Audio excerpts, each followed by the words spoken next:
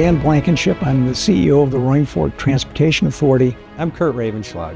I'm the Chief Operating Officer here at RFTA. My name is Mike Yang, and I'm the Chief Financial and Administrative Officer. My name is Ben Ludlow. I'm the Interim Senior Project Manager.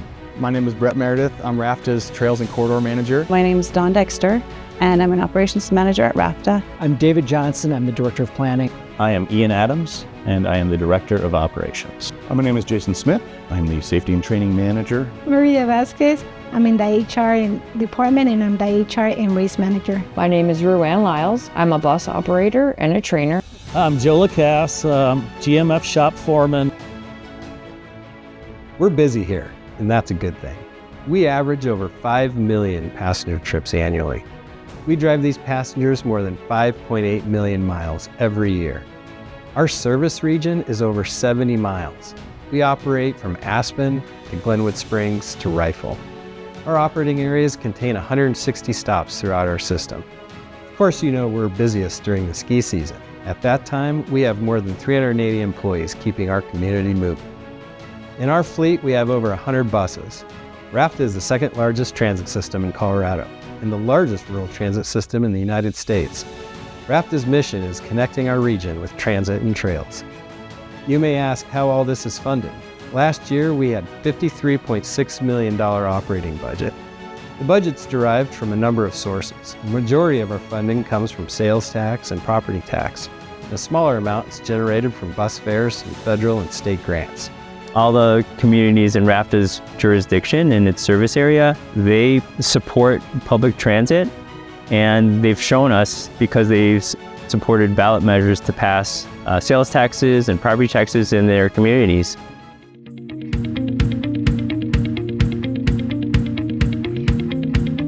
I think of, here's the center, and in the center are our passengers and our community and our drivers.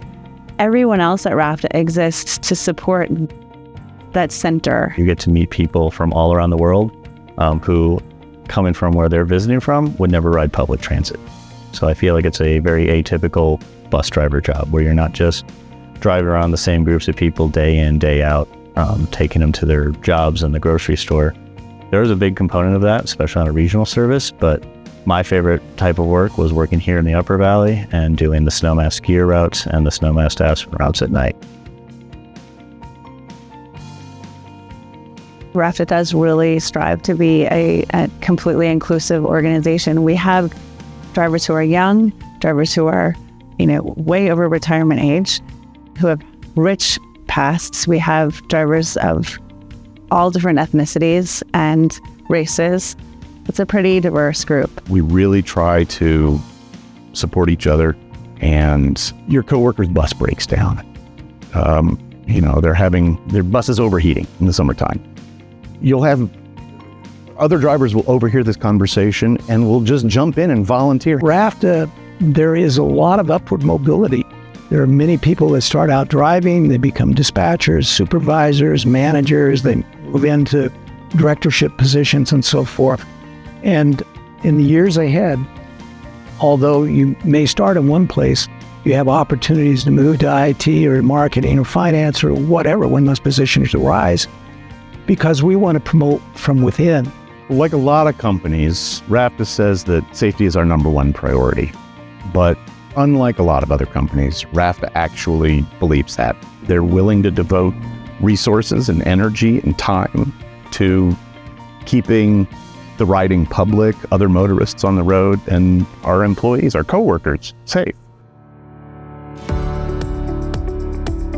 So we began about a 2-year planning process in 2016 to identify a list of projects, both capital projects, bus replacements, and service improvements that would fit within a 2.65 mil property tax initiative. And we call that our Destination 2040 plan. Right now, under construction, currently we're sitting here at the 505 building. This is the 27th Street and Highway 82 underpasses project. We also have the expansion of the GMF. We're doing the 60 bus storage building, a roughly 15,000 square foot operations center. We're adding a new fuel and wash lane, new road network. And so the Climate Action Plan is taking a hard look at our inventory of greenhouse gas emissions from our fleet and our facilities. And we've come up with some ideas, some plans, some strategies on how we can reduce greenhouse gas emissions. And the biggest thing we can do is, from our own direct emissions, is convert our buses from fossil fuels to battery electric or some other zero emission. That's one of our big focuses right now. It's not just about buses at RFTA though. RFTA also owns and co-manages 34 miles of the Rio Grande Railroad Trail. Every year, we see 75,000 non-motorized users. Rio Grande Trail is a rail trail, so it's a former railroad corridor that has been converted to a multi-use trail system.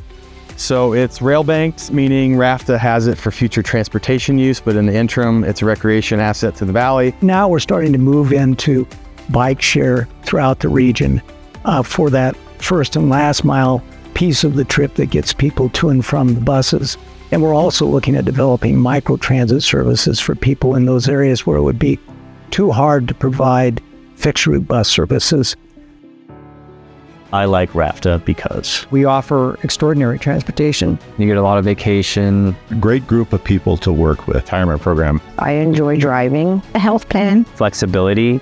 You're going to be a valued member of a group of very passionate, dedicated, and skilled people that make this organization work 24/7, 365. Welcome to RFTA. Bienvenidos a nuestra compañía, RFTA. We're excited you chose RFTA. Thanks for joining the RFTA team. Welcome to RFTA.